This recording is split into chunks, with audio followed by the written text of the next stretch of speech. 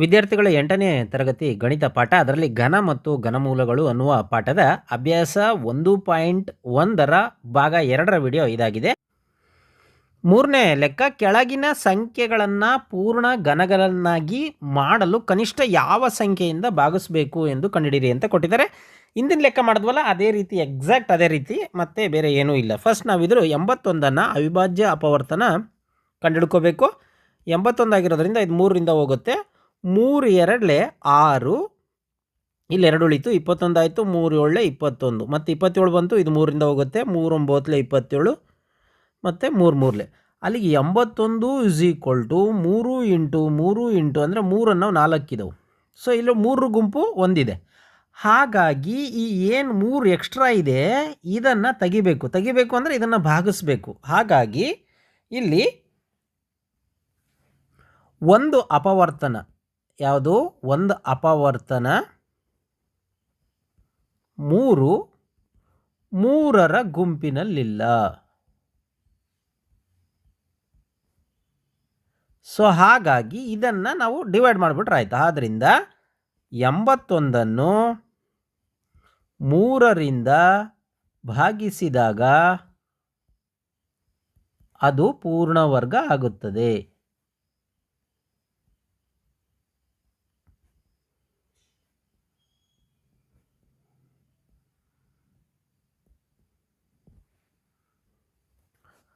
ಅದೇ ರೀತಿ 2ನೇ ಲೆಕ್ಕ 128 ಇದನ್ನು ಸಹ ಅವಿಭಾಜ್ಯ ಅಪವರ್ತನ ಕಂಡುಹಿಡ್ಕೊಳ್ತಾ ಹೋಗೋಣ. 2ರಿಂದ ಭಾಗಿಸ್ಕೊತ ಹೋಗೋಣ. 2 6 2 4 2 3 2 2 ಮತ್ತು 2ರಿಂದ ಮಾಡೋಣ. 2 1 12 ಆಯಿತು. 16 ಅಂದರೆ 2 6 ಮತ್ತು 2 8 2 4 2 2 ಅಲ್ಲಿಗೆ 128 2 ನಾವು ಎಷ್ಟಿದೆ ಬರ್ಕೊಳ್ತಾ ಹೋಗೋಣ. 1 2 3 4 5 6 7 ಇದೆ. ಸೊ 7 2 ಬರ್ಕೊಳ್ತಾ ಹೋಗೋಣ. 3 ಇದು 3 6, ಇನ್ನೊಂದು 2. ಸೊ ಇಲ್ಲಿ 1 2 ಏನಿದೆ ಇದು 3ರ ಗುಂಪಿನಲ್ಲಿಲ್ಲ. ಹಾಗಾಗಿ ಇದನ್ನು ನಾವು ತೆಗಿಬೇಕು ಅಂದರೆ ಭಾಗಿಸ್ಬೇಕು. ಹಾಗಾಗಿ ದೇರ್ಫಾರ್ ಒಂದು ಅಪವರ್ತನ 2 3ರ ಗುಂಪಿನಲ್ಲಿ ಇಲ್ಲ. ಸೊ ಹಾಗಾಗಿ 128ನ್ನು 2ರಿಂದ ಭಾಗಿಸಿದಾಗ ಅದು ಪೂರ್ಣ ಘನ ಆಗುತ್ತದೆ.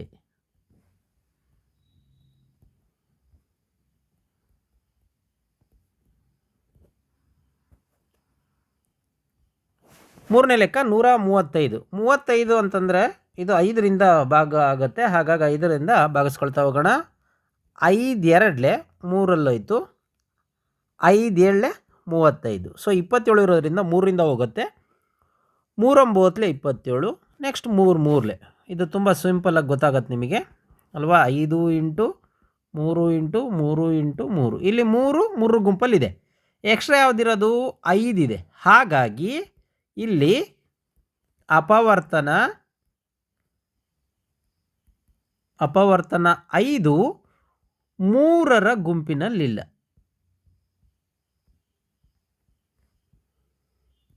ಸೊ ಹಾಗಾಗಿ 135ನ್ನು 5ರಿಂದ ಭಾಗಿಸಿದಾಗ ಅದು ಪೂರ್ಣ ಘನ ಆಗುತ್ತದೆ.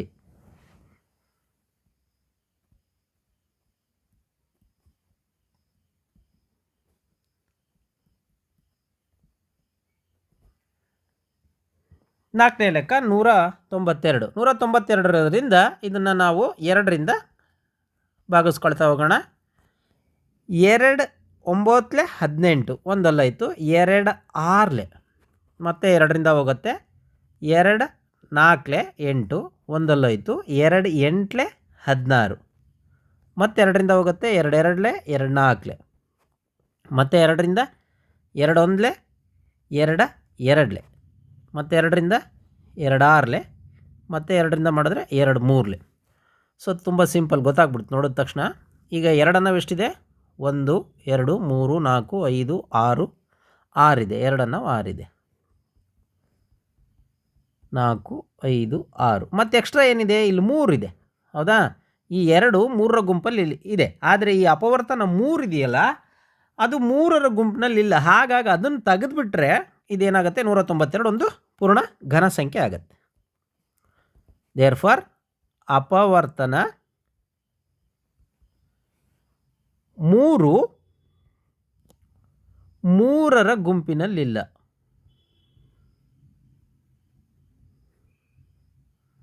ಸೊ ದೇರ್ಫಾರ್ 192ನ್ನು 3ರಿಂದ ಭಾಗಿಸಿದಾಗ ಅದು ಪೂರ್ಣ ಘನ ಆಗುತ್ತದೆ.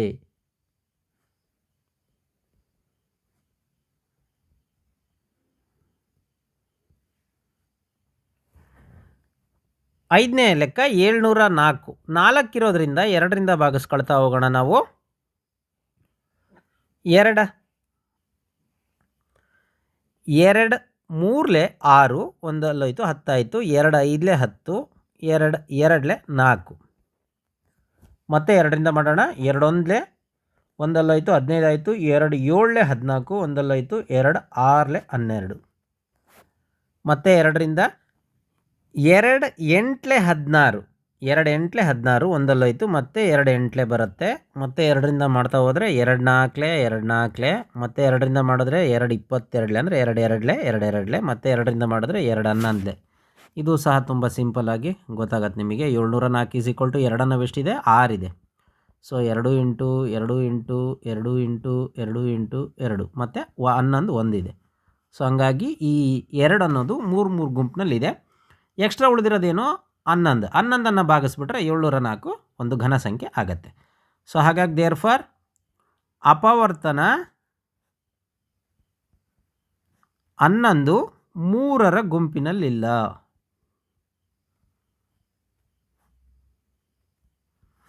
ಸೊ ಹಾಗಾಗಿ 704ನ್ನು 11ರಿಂದ ಭಾಗಿಸಿದಾಗ ಅದು ಪೂರ್ಣ ಘನ ಆಗುತ್ತದೆ.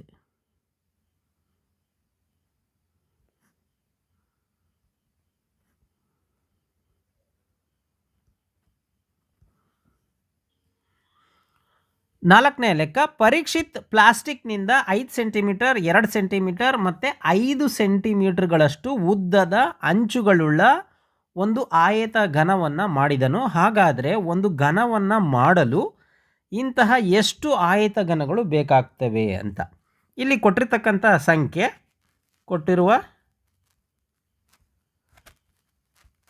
ಕೊಟ್ಟಿರುವ ಅಳತೆ ಅಥವಾ ಸಂಖ್ಯೆ,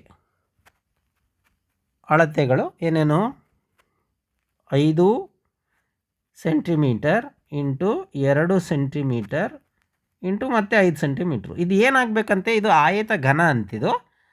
ಇದು ಬರೇ ಘನ ಆಗಬೇಕು.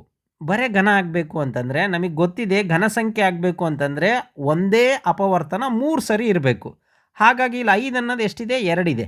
ಹಾಗಾಗಿ ಇನ್ನೊಂದು 5 ಇದಕ್ಕೆ ಹಾಕ್ಬಿಟ್ರೆ 5ರ ಗುಂಪು ಆಗಿಬಿಡುತ್ತೆ. ಅದೇ ರೀತಿ 2 ಅನ್ನೋದು 1 ಇದೆ, ಅದು 2ನ್ನು 2 ಸರಿ ಹಾಕಬೇಕು, 2 ಇಂಟು 2. ಹಾಗಾಗಿ ಇಲ್ಲಿ 5 ಮತ್ತು 2 3ರ ಗುಂಪಿನಲ್ಲಿಲ್ಲ, 3ರ ಗುಂಪಿನಲ್ಲಿ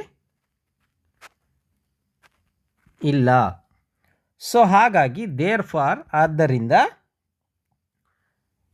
2 ಇಂಟು 2 ಇಂಟು 5 ಎಷ್ಟಾಗುತ್ತೆ, 2 ಅನ್ನೋದು 2 ಸರಿ, 5 ಅನ್ನೋದು 1 ಸರಿ ಹಾಕಬೇಕು. ಅಲ್ಲಿಗೆ 2 2 4 4 5 20 20 ಸಂಖ್ಯೆಯನ್ನು ಏನು ಮಾಡಬೇಕು, ಸಂಖ್ಯೆಯನ್ನು ಇದಕ್ಕೆ ಅಂದರೆ ಮೇಲ್ಕೊಟ್ಟಿರ್ತಕ್ಕಂಥ ಸಂಖ್ಯೆಗೆ ಇದಕ್ಕೆ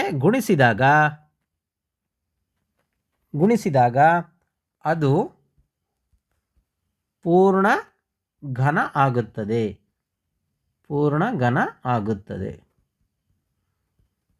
ಸೊ ದೇರ್ಫಾರ್ ಆದ್ದರಿಂದ ಅಂತಹ ಎಷ್ಟು ಘನ ಬೇಕು, ಆದ್ದರಿಂದ ಸಂಖ್ಯೆ ಏನು ಬಂತು, 20. ಆದ್ದರಿಂದ ದೇರ್ಫಾರ್ 20 ಆಯತ ಘನಗಳು ಬೇಕಾಗುತ್ತವೆ.